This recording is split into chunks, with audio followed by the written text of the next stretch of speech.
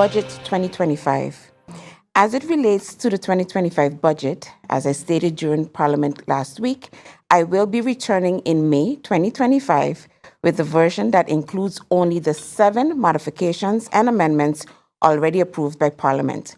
Last week, we received the advice from the Council of Advice, and we are doing our utmost to have the budget finalized and submitted to Parliament by the end of this week.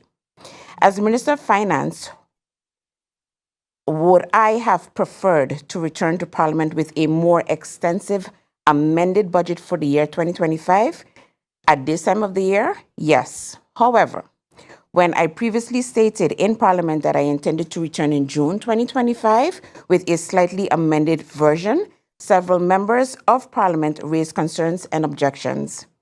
In the interest of time, and while this government still plans to submit a broader budget amendment later this year, I have chosen to return now with this version that Parliament has already approved. The issues surrounding these amendments were not something I could have foreseen, and together with the relevant stakeholders, we explored various options to address the matter. At this point, returning with this budget previously approved with the incorporated 3 memorandum of modifications from government and the 4 amendments approved by Parliament is the most efficient way to have the budget passed and enacted quickly, also taking into account the inclusion of the emergency clause. I hope this decision is understood and that we can reserve extended parliamentary debate for the upcoming Budget Amendment 2025. Income tax filing 2024. The filing deadline for income tax returns for the year 2024 is currently set for June 30th, 2025. As promised, I committed to organizing informative sessions throughout the year, not only during Financial Literacy Month. In that context, the Ministry of Finance is hosting 2 free educational workshops to provide step-by-step guidance on how to complete your income tax return. This is one of the most attended sessions during Financial Literacy Month. I am pleased to announce a special session exclusively for civil servants, which will take place on Wednesday, June 4th, 2025 from 6 p.m. to 8:30 p.m. In addition, there will be a workshop on Wednesday, June 11th, 2025, also from 6 to 8:30 p.m., which will be open to the general public. Both sessions will be held in Room 1 at the Government Building and are designed to support taxpayers in navigating the process and ensuring timely and accurate filings. The invitation and registration link will be published by the end of this week on government's Facebook page. I urge everyone to register as soon as possible, as space is limited. The session will be given by our very own tax assessment officer, Mr. Marlon Quidama, who will provide practical step-by-step guidance. In addition to these sessions, we will also be releasing a digital video tutorial, which will be accessible to everyone and will focus specifically on how to fill in your income tax form. Tax Tables 2025. The tax tables for the year 2023 were published in December 2024, and those for 2024 were published in March 2025. I am pleased to announce that the 2025 tax tables are expected to be published next week. This marks progress in my effort to catch up and ensure that tax tables are published on time ahead of the start of the new fiscal year. As communicated before, the failure to publish updated tax tables in prior years resulted in many employers continuing to use the 2022 tax tables during the years 2023 and 2024, leading to excess tax withholdings from employees. I am currently reviewing how we, as government, can accelerate the processing of tax filings, particularly for those in the lower tax brackets who are most affected. This matter has my full attention, and I will provide an update on how we plan to ensure that these individuals do not have to wait extended periods to receive their tax refunds. I urge everyone to file their tax returns for the year 2023 and 2024 to ensure timely processing and refunds. Vacation pay civil servants. This question has come up many times, and I want to state clearly that all civil servants will receive their 8% vacation allowance in June 2025. Next week, both the Prime Minister and I will return to Parliament for the public meeting on the increase of the vacation allowance. To civil servants, I want to be transparent. The 8% will be paid out in June 2025. Retroactive payment of 2% indexation. Regarding the 2% indexation, which will be applied retroactively as of January 1, 2025, after the May 2025 salary payment, the salary scales will be updated to reflect the 2% increase. As of June 2025, civil servants will begin receiving the adjusted salary with the 2% included. The retroactive amount covering the period January to May 2025 will be paid out in July 2025.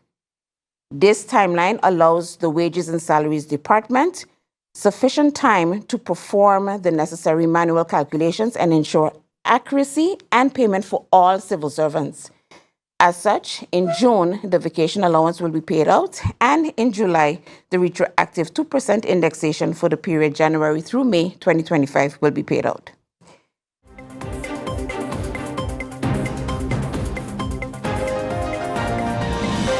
The Point Blanche prison expansion.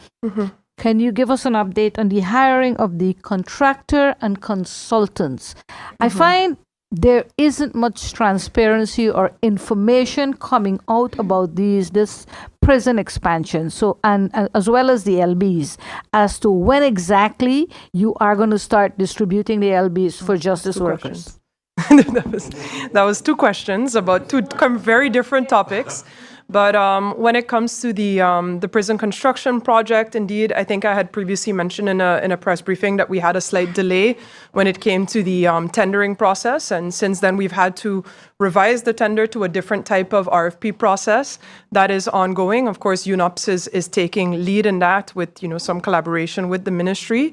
So right now, we are in the midst of, I believe there was a site visit last week or the week before with potential contractors coming to assess the situation and see so that they can prepare their proposals. So that RFP process is ongoing, and we're hoping then for bid selection and awarding of the contract by the end of the summer. So let's say end of July, I believe, is the new timeline.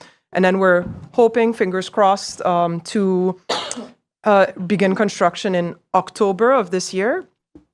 And so that is that process that is going there. In terms of other processes going on, I think by now it was 2 years ago, maybe even longer than that, the ministry received a subsidy from the Netherlands in order to get support for that project. And primarily that money was given to the NRPB to then have to source 2 individuals to work. One would be a program lead and one would be we're working within the ministry, and then we would have a project lead up at the prison to assist with that process. So far with the project lead, we've been unsuccessful on recruiting somebody, but when it comes to the program manager, we did just finish off that entire interview process, and a candidate came out of that. And I believe that right now NRPB is in the final phases of negotiation with that individual, so I can't give that information out, but sometimes in this process, it's been sometimes slower than we would like, but we are making steps, and we're still on course and hoping that phase 1 of the prison reconstruction will be completed by the end of next calendar year.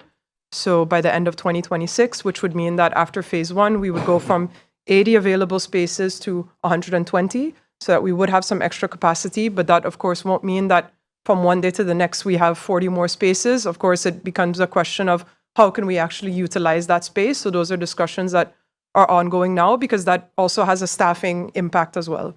When it comes to the LBA process, I had an extensive parliament meeting last week where I explained what the process was, where we are, and what the timelines are going forward.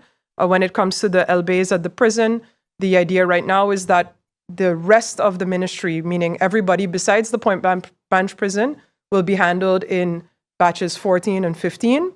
And that after that, we will do the entirety of the Point Blanche prison as one, so that everybody will receive their placement at the same time there.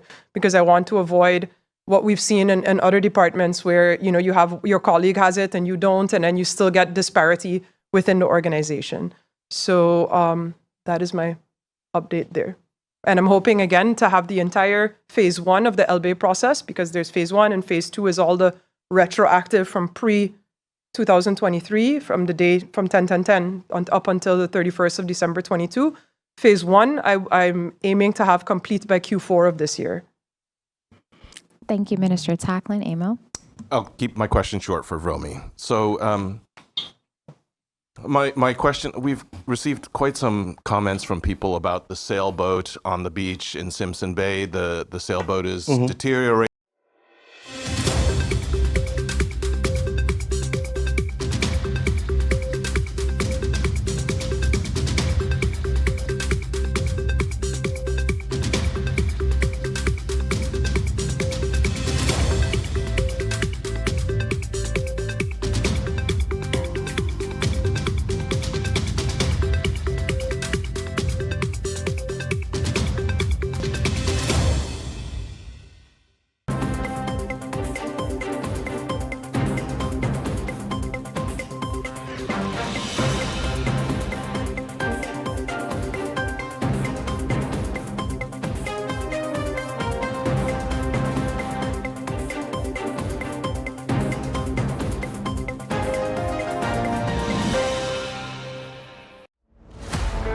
.24/7 TV programming on www.stmartinmediacenter.com, SXM Daily News, PBS NewsHour, Now You Know, Com programs, documentary, entertainment, sports events, Saturday children's hours, religion programs, and movies. Click on SXM TV broadcast to see your favorite programs.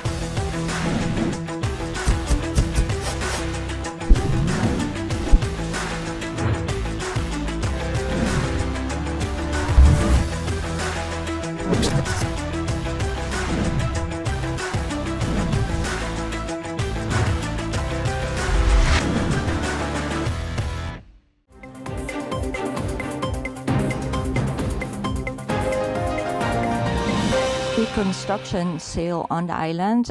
In Kupkoi, there are apartments offered pre-construction, whereby the buyers are required to pay directly to the companies instead of through a notary. In Beacon Hill also there is a billboard of a new apartment building, 12 apartments, and it is stated that 8 already are sold. While this person doesn't have a building permit, but you recently gave demolition permit. Why is that? And also the pre-sale, does that have any influence of the granting of a building permit? Like in the case with Villa Sasha, the court has now ordered that you have to take a new decision. Sasha will claim that they already sold apartments for this unbuilt building. Will that influence your decision to then again grant a new permit? Let me just address first the question regarding the influence of pre-sales on my building permit decisions. Absolutely not. Doing a pre-sale and constructing, the same thing. Pre-sales, constructing before you have your building permit, that's all at risk of you, the developer. It's important to know that formally you're not even supposed to start building before you have a building permit. It's a very common thing that happens, that we say, okay, we submit a building permit, that fingers crossed that we will be getting approval. That's not the case at all.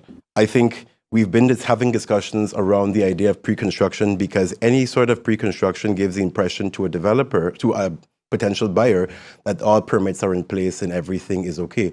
If you don't have a permit, that's not the case at all. When it comes to the idea of what's going to happen with Villa Sasha in particular, again, it boils down to what I said. What does the zoning for that area say? Beacon Hill is supposed to have single-family homes which have a certain height requirement, and as such, based on what the court has said, whatever is done there has to be in line with that draft zoning law, as well as the planning permit for Beacon Hill. So whatever is going to be approved has to match that. If there are any sort of damages or losses that are occurred by a developer, if they choose to take government to court, government will then find itself in a position to go to court, and I will personally hold liable the foreign minister who has taken the decision to go against what is written in black and white in not only the draft zoning laws, but also in the planning permit for Beacon Hill. When it comes to the discussion around the demolition permit for what is the Westview project, going back again to the fact that the area itself is zoned for a single-family home. What we have seen is that the court, in our injunction filed by the developer, has upheld that that discussion does not revolve itself around the building permit for the development itself. The injunction really lies with the problem of how do you actually develop and use the land.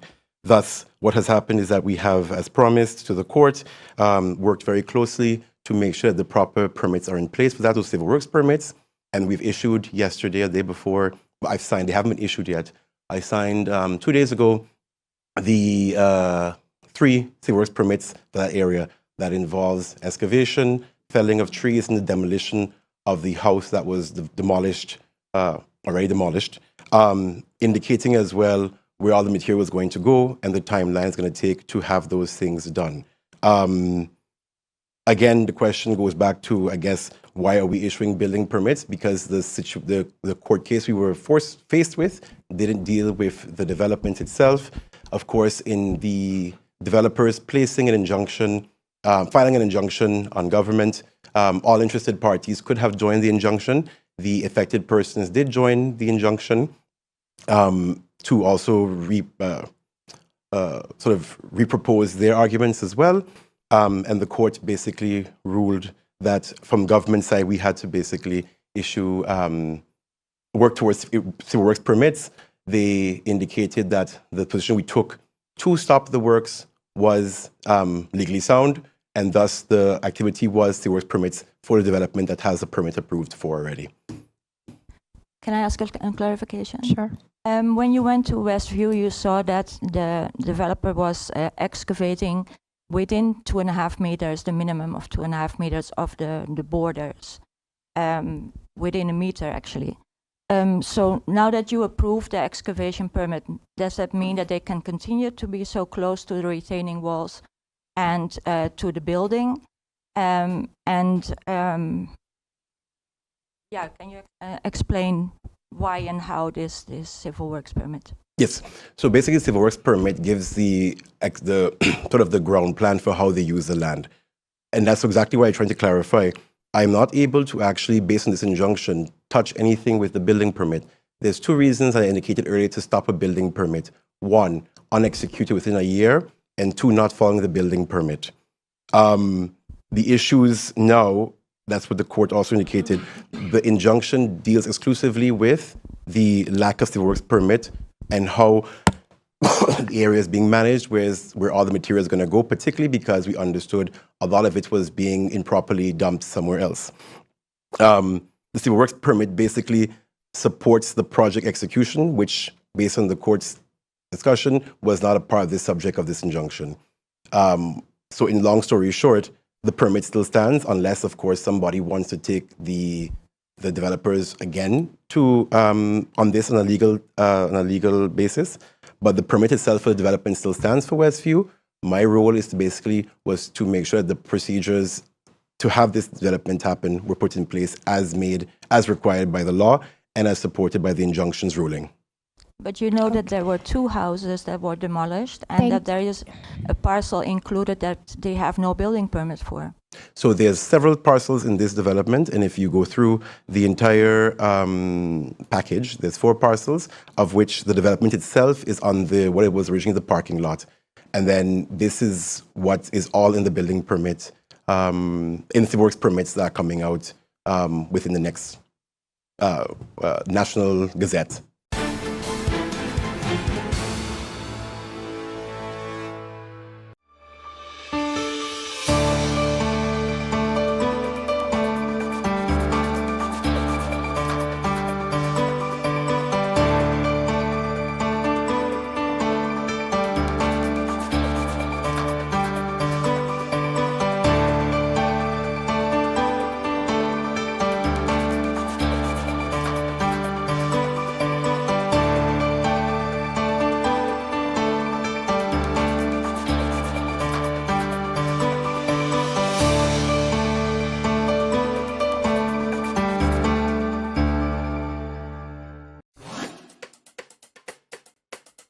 It's time for a new brand that is as bold, vibrant, and colorful as the island of St. Martin, with colors drawn from our diversity,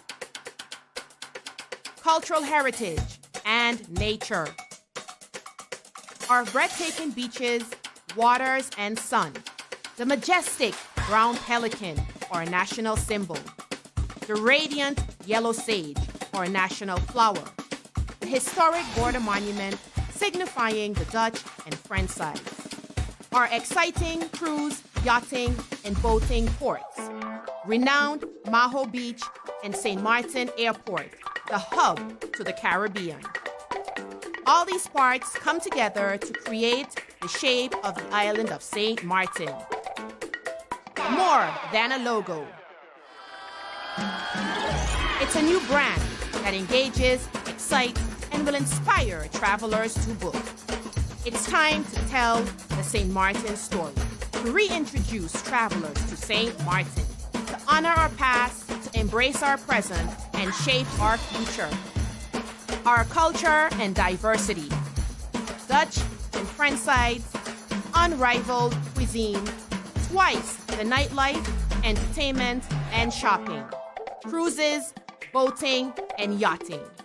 Twice the adventure, exploration, and relaxation. Splendid and scenic accommodations. Pinel, Tentamar, and island hopping in the Caribbean. Whatever your taste, St. Martin has more. Experience twice the Caribbean. St. Martin.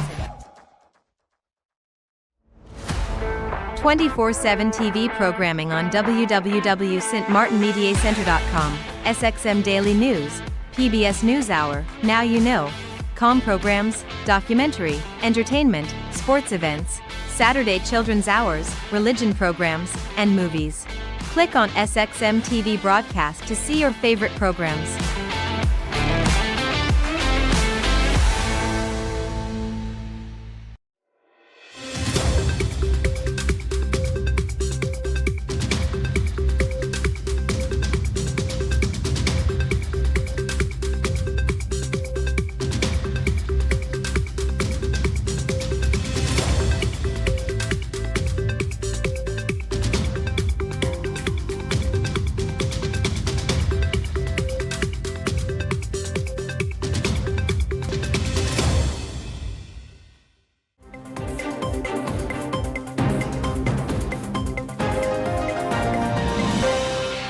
Former Deputy Chairman of the Police Service Commission, Martin George, has strongly criticized the Commission for its continued delay in issuing an official letter to Commissioner of Police Erla Harewood Christopher confirming lifting of her suspension from duty. There has been some unseemly delay in the issuance of the letter to Commissioner Erla Christopher Harewood confirming that her suspension has been lifted so that she can resume her duties as Commissioner of Police, then this is nothing more than a scandalous outrage.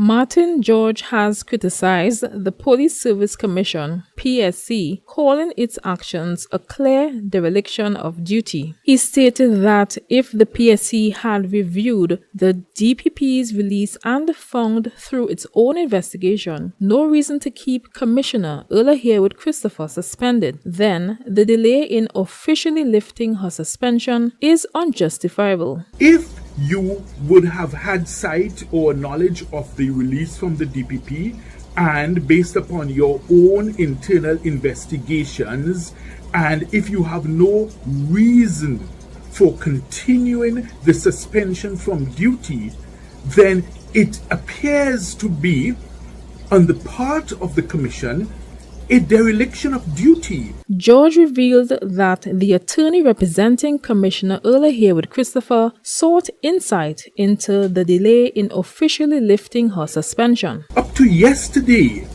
the attorney for Commissioner Erla Christopher Harewood consulted with me in my capacity as a former member and deputy chairman of the Police Service Commission. George made it clear that a letter confirming the lifting of a suspension would be issued immediately under normal circumstances. He argued that the PSC's delay has created a state of confusion within the upper ranks of the police service, ironically the very situation the PSC had cited as a reason for suspending Harewood Christopher in the first place. Because you cannot have this state of flux and confusion within the upper echelons of the police service when that particularly was your stated reason, or one of the things which may have actuated your decision to suspend Mrs. Christopher from her duties in the first place.